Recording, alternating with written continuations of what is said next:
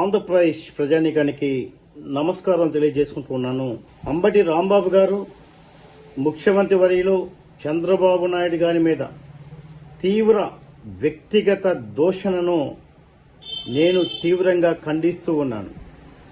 అంబటి రాంబాబు గారు ముఖ్యమంత్రి వర్యులు నారా చంద్రబాబు నాయుడు గారి మీద చేసినటువంటి తీవ్ర దూషణ వెనుక కుట్ర దాగి ఉంది.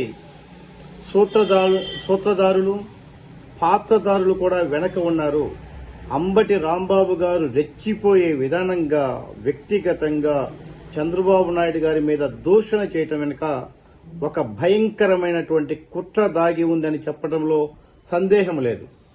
చంద్రబాబు నాయుడు గారి మీద చేసినటువంటి అతి తీవ్రమైనటువంటి వ్యక్తిగతమైనటువంటి ఆరోపణలు, వ్యక్తిగతమైనటువంటి దూషణలతో తెలుగుదేశం పార్టీ కేడర్ను రెచ్చగొట్టడం ద్వారా, చంద్రబాబు నాయుడు గారి అభిమానులు రెచ్చగొట్టడం ద్వారా అశాంతి జరిగితే అశాంతిని సాకుగా చూపెట్టి రాష్ట్రంలో శాంతి భద్రతలు క్షీణించాయని రాష్ట్రాన్ని పరువు ప్రతిష్ట మంటగలిపే దురుద్దేశంతో రాష్ట్రంలో ఒక వర్గము మీద జరిగిన దాడిగా సృష్టించటము కుట్ర ఉందని, రాష్ట్రంలో ఒక వర్గముపై చంద్రబాబు నాయుడు కుతంత్రాలు చేశారని దుర్మార్గమైన నీతి నికృష్టమైనటువంటి ఆలోచనలతోటి ఈ రాష్ట్రాన్ని సర్వనాశనం చేసే ఉద్దేశం మీద ఈ తెర వెనుక ఖచ్చితంగా జగన్మోహన్ రెడ్డి గారి హస్తం ఉన్నది.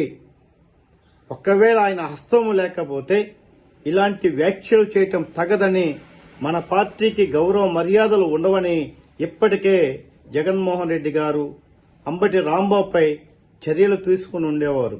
చర్యలు తీసుకోకపోవటం, ఇప్పటికీ కూడా రెచ్చగొట్టే విధానంగా వాడు వీడు వెధవ పీకుతారా అని సభ్య సమాజం తలదించుకునేటట్టుగా మాట్లాడటం అనేది, భాష అనేది కరెక్ట్ కాదు.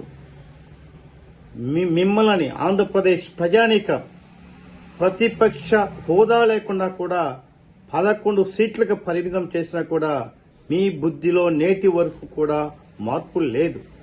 ప్రజాస్వామ్యంలో ప్రజాస్వామ్యబద్దమైనటువంటి ప్రజల చేత ఎన్నుకోబడినటువంటి వ్యక్తికి మీరు ఇచ్చే విలువ ఇదేనా? మీరిచ్చే గౌరవం ఇదేనా? మీరు ప్రజా సమస్యలపై పోరాటం చేయండి. మీరు ప్రజా సమస్యలపై నిలదీయండి. అధికార పార్టీ తప్పు చేస్తే గౌరవప్రదమైనటువంటి భాషతో ఎండగట్టండి, తప్పు లేదు. మీ పార్టీలో ఇప్పటికీ కూడా ఎన్నిక కాబడిన ప్రజాప్రతినిధులను వ్యక్తిగతంగా దూషించడం అంటే వారికి ఓట్లేసినటువంటి ప్రజలను దూషించినట్టుగానే భావించవలసి వస్తుంది. చంద్రబాబు నాయుడు గారిని వ్యక్తిగతంగా విమర్శ చేశారంటే అది 5 కోట్ల ఆంధ్రులని అవమానపరిచినట్లుగానే భావిస్తూ ఉంటుంది. అంబటి రాంబాబును ఏ విధంగా కూడా ఉపేక్షించకూడదు. దీని వెనుక పెద్ద కుట్ర దాగి ఉంది.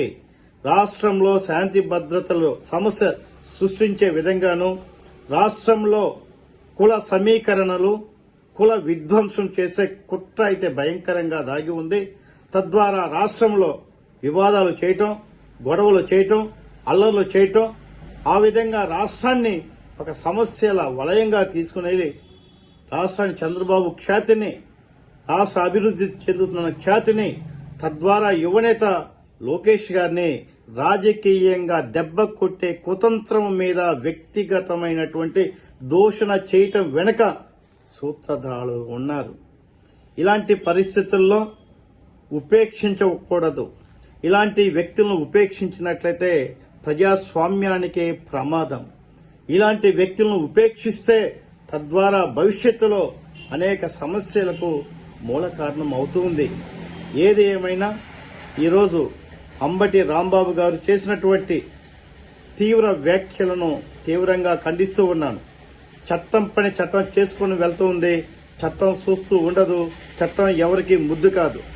నోరు జారిన తర్వాత క్షమాపణలు చెప్పటం, ఏమి పీకుతారో పీకండి చెప్పటం, తద్వారా ప్రజలను రెచ్చగొట్టి ఆందోళన చేపించుకోవటం, పొరపాటున వాళ్ళు ఏదైనా దాడులు చేస్తే సానుభూతి పొందటం, రాష్ట్రంలో వర్గాలుగా, కులాలుగా, శాంతి భద్రతలు సమస్యలుగా సృష్టించడం మీ పార్టీ విధానం అయితే అవునేమో గాని దీన్ని ఆంధ్రప్రదేశ్ ప్రజానీకాన్ని హర్షించారు.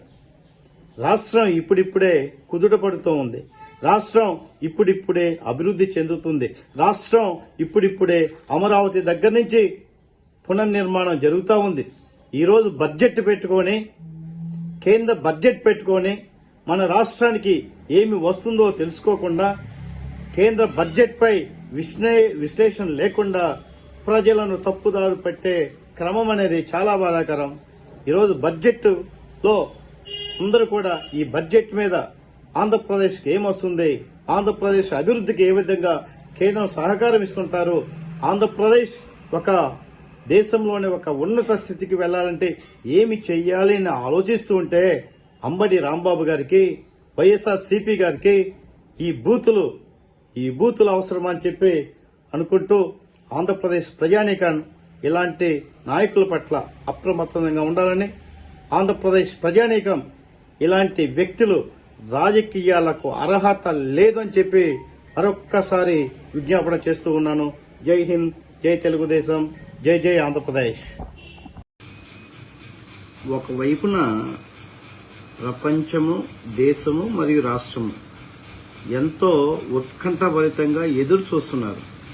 ఈ బడ్జెట్ ఎలా ఉంటుంది, ఈ బడ్జెట్ కేటాయింపులు ఎలా ఉంటాయి, ఈ బడ్జెట్ దేశ భవిష్యత్తును దిశ గమనం ఎలా మారుస్తుంది, ఈ బడ్జెట్లో ఆంధ్రప్రదేశ్ మౌలిక వసతుల కల్పనతో పాటుగా భారీ ప్రాజెక్టుల నిర్మాణానికి కేంద్ర నిధులు ఎలా ఇస్తుంది, రాష్ట్ర రాజధానితో పాటుగా పోలవరం, ఇవన్నీ కూడా ఎలా ఉంటాయని ఆంధ్రప్రదేశ్ ప్రజానీకం ఉత్కంఠభరితంగా ఎదురు చూస్తూ ఉంటే, ఆంధ్రప్రదేశ్ కూటమి వచ్చిన తర్వాత అభివృద్ధిలో దూసుకుపోతుంటే ఓర్చలేని వైఎస్ఆర్సీపీ పార్టీ, అలానే అనేక కేసులు ఈ మధ్య జగన్మోహన్ రెడ్డి మీద విచారణ దశలో కోర్టుకు ఎగవేసి రాకుండా ఉన్న పరిస్థితుల్లో కోర్టు కఠినంగా ఉన్నటువంటి ఈ తరుణంలో ప్రజల దృష్టిని మరల్చే ఉద్దేశం మీద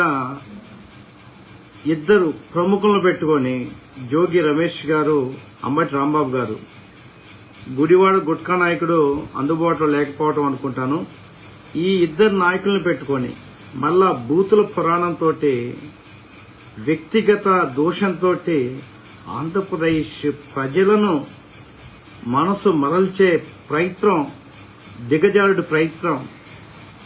మిస్టర్ జగన్మోహన్ రెడ్డి గారు, మీకు సిగ్గు అనిపించట్లేదా?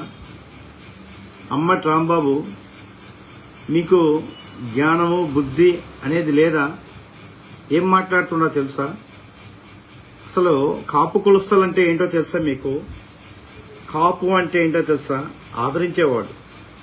కాపు అంటే అభిమానించేవాడు. కాపు అంటే కులానికి మతానికి అతీతంగా